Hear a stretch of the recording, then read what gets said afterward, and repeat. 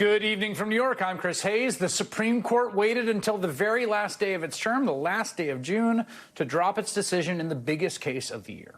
A case in which the Trump administration was seeking to obliterate the constitutional order that our country erected after the bloodshed of the Civil War, when we defeated slavery and amended the Constitution to state explicitly that this country was based on the principle that all citizens are equal before the law, and that if you are born here, you are a citizen. No ifs, ands, or buts. That vision of the country is the one that Donald Trump and Stephen Miller and the MAGA movement are fundamentally committed to destroying. Openly. They keep saying it. And they made that clear on day one, January 20th, 2025, just minutes after being sworn back in as president, when Trump first signed pardons for all the insurrectionists who had tried to violently overturn a Democratic election 4 years earlier, an election in which he had, by the way, massively lost among non-white voters. And then right after he signed those pardons, Trump signed an order claiming that some natural-born U.S. citizens shouldn't be citizens. This next order relates to the definition of birthright citizenship under the 14th Amendment of the United States. Yeah, that's a good one. Birthright. That's a big one. What about that one in the courts? That one is likely to be challenged. Could be. I think we have good grounds, but you could be right. I mean, you'll find out. Well, today, Trump found out, as the Supreme Court ruled that Trump's attempts to undo birthright citizenship are unconstitutional. A 5-4 decision on that question, in which all three liberal justices joined conservatives, Amy Coney Barrett and Chief Justice John Roberts. Writing for the majority, Roberts stated the 14th Amendment clearly means what it says. Quote, citizenship then and now was the right to have rights, to freely participate in our political community. The framers of the 14th Amendment extended that promise to every freeborn person in this land. We keep that promise today. That was always what the court should have said to the Trump administration. Their case against birthright citizenship was always just an unconstitutional shot in the dark, a bad faith, crankish reading of the 14th Amendment motivated by racism and xenophobia. The idea that you can have a country where you just set foot on U.S. soil and any child you have gets to be an American citizen and vote in our elections, collect our welfare, sit in our juries, sit in judgment of our fellow men and women is such an outrage to the idea of having a country. It defies the scriptures. I don't know what they're going to do, but here's what I can say. If this country doesn't, one way or another, end birthright citizenship, this country doesn't have a future. Citizenship has to be sacred and precious. I really struggle to accurately convey just how extreme, how unhinged, and how, frankly, racist that position is. But let me try. Stephen Miller's reading of the 14th Amendment had already been repudiated by the Supreme Court more than a century ago. It's a famous case. It was in 1898, the case of Wong Kim Ark, who was born in the U.S. to Chinese parents. That court then, operating in 1898, said, if you're born in the U.S., you're a U.S. citizen. They looked at the plain text of the law, and they found that. And they handed down that decision, get this, 2 years after upholding racial segregation in Plessy v. Ferguson. Those justices, the ones who enshrined Jim Crow and the laws of the United States, they cemented separate but equal. But even they upheld birthright citizenship in a 6-2 vote because the language of the 14th was plain as day. That is how racist Stephen Miller and Donald Trump's argument is. It is more racist than a racist reactionary court, the infamous Plessy court, was almost 130 years ago. Think about that. And the other thing is, there hasn't been any real legal or historical shift away from birthright citizenship since then. There were a few, again, anti-immigrant cranks on the right, which you'll always find, right, turning out diatribes against anchor babies. But didn't matter. Naturally, Donald Trump courted them. And then last year, remember, he finds himself back in office, and he's got his hand-picked 6-3 Supreme Court majority, where 3 of the justices were the ones that he elevated. And so he went to work pressuring them to reimagine the Constitution. In fact, to rewrite it, to essentially amend the Constitution by fiat in collusion with him and 5 votes. Remember that he even went to oral arguments to physically intimidate them, to glower at them. It was a first for a sitting president. Now, it didn't quite work. He lost today. We all, as Americans, won. The court still did the right thing, but barely. I mean, by a shockingly narrow margin, by one vote. In 1898, the margin was 4 votes. Today, by one vote, this court rejected what would amount to rewriting the Constitution on the fly. In some senses, overturning the victory of the Union forces and the multiracial coalition that refounded the country after that victory in the 13th, 14th, and 15th Amendments. Essentially just taking white out to an amendment that was bought with the lives of hundreds of thousands of Americans in the Civil War. It's jarring to think that the very right to have rights in America hinged this week on John Roberts and Amy Coney Barrett. The lesson here is Donald Trump lost, thankfully, but this court, it has to be addressed. It has to be dealt with. And this movement, the movement that brought us to this point, has to be defeated thoroughly and completely, because the goal is nothing less than uprooting the very foundational principles that make this country so special and so worth fighting for. Sherilyn Ifill is the Vernon Jordan Chair in Civil Rights at Howard University. She's also the founding director of the university's 14th Amendment Center for Law and Democracy. She was in the Supreme Court gallery during oral arguments in this case. Cheryl, it's just an honor to have you on the program. And first, let me just say, I feel somewhat sheepish giving a little spiel before you because you've forgotten more about the 14th Amendment than I've ever known. So let me just turn it over to you and say, what is your takeaway from today's decision? Chris, first of all, thanks for having me. And second of all, that was an excellent spiel on the 14th Amendment. You know, you hit the high notes. Yes, the decision in this case came out the way it should have come out. But first of all, it came out the way it should have come out last year when this case was Trump versus Casa. As you'll recall, the Supreme Court then used that case to address the issue of district courts granting and ordering nationwide injunctions, something they've long wanted to get at. And that required the refiling of a new case as a class action that became Trump versus Barbara. What I mean to say is that the court has slow-walked this.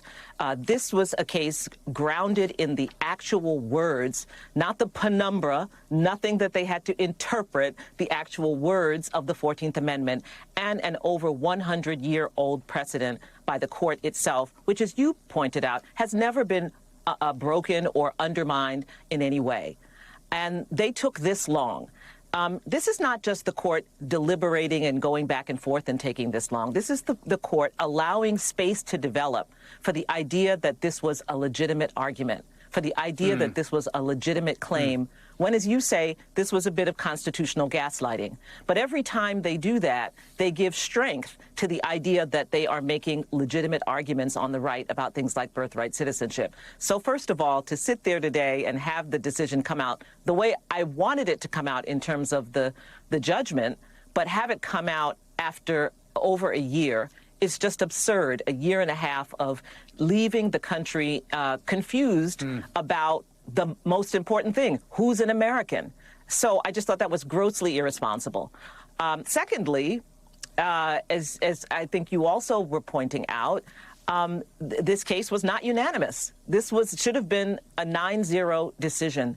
This was a slam dunk. It wasn't. It was a, 5-4, maybe 6-3 decision, and it matters. It matters that this was a split decision, because once again, it gives legitimacy to the idea that birthright citizenship can be overturned. The fact that there are these dissenting opinions from Justice Alito, Justice Gorsuch, and Justice Thomas, some of whom joined one another, but each of whom felt they needed to write their own dissenting opinion, and then a concurring and dissenting opinion from Justice Kavanaugh, who agrees with the judgment, but, and this was very obvious at oral argument as well, Justice Kavanaugh, who loves the world of politics, believes that Congress has the right to do what the president tried to do. The president can't overcome birthright citizenship by EO, but Justice Kavanaugh believes that by statute Congress can. And that little space was important for him to leave to the political process. And of course, earlier today, we heard Trump already announcing his intention to exploit that space. Yeah, let me just, in case people are confused because they read that it was a 6-3 decision, the main holding, which is that they struck down the executive order, was a 6-3 decision. But on the narrow question of, is it is it constitutionally the case, as grounded in the 14th Amendment, that all citizens born here are citizens?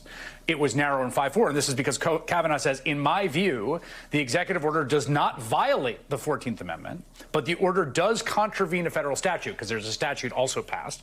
Congress could enact new legislation establishing exceptions to birthright citizenship for children born to foreign citizens unlawfully or temporarily in the country, but Congress has not yet done so. And then, as you note, on cue, Trump says, the Supreme Court upheld birthright citizenship, which is too bad for our country, but we can easily make it up in Congress through legislation with the support of the president that has now been determined during this process. No long and unwieldy constitutional amendments necessary. Congress should start today to work on ending expensive and unfair to our country birthright citizenship. They will have my complete and total support. We should note that what Trump is saying there is wrong. That's not actually the holding. That's Kavanaugh's holding, but not actually the holding, right? Yes.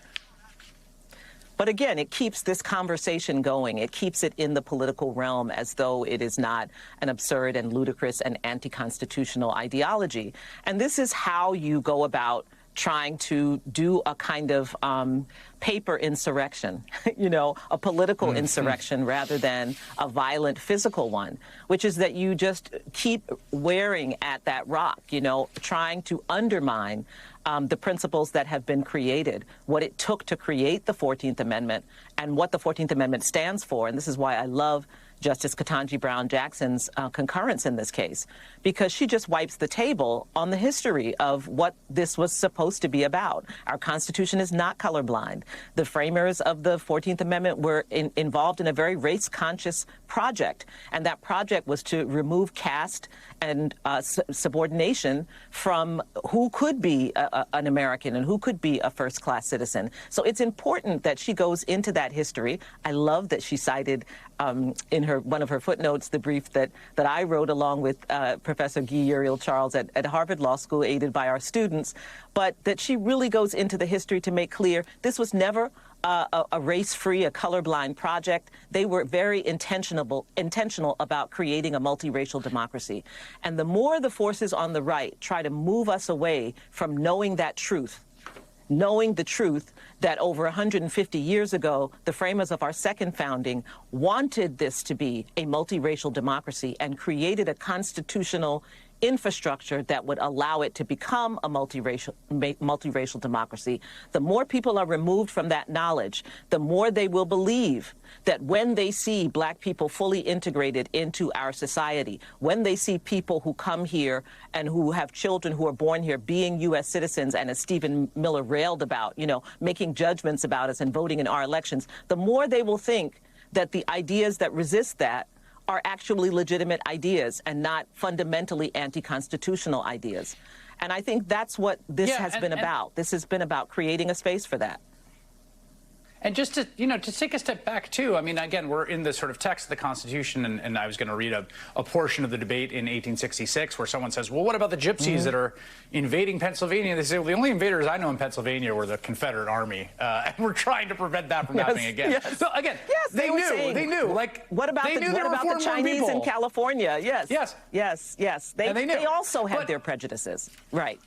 Exactly, but to just take a step back here, it's like it's so striking to me, and this is not a novel insight, but like the thing that I cherish the most about this country, that I think is so beautiful, is the thing they hate the most. I mean, for me, it's like, yes, this principle, whoever you are, we're all equal, and that this is enshrined, and that we've created a republic, we founded kind of a second republic based on that.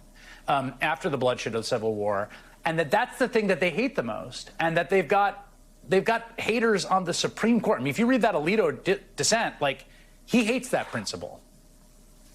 Yeah, but that's fundamentally un-American. And to me, listening to Stephen Miller today, it was hearing someone who wants to be in another country.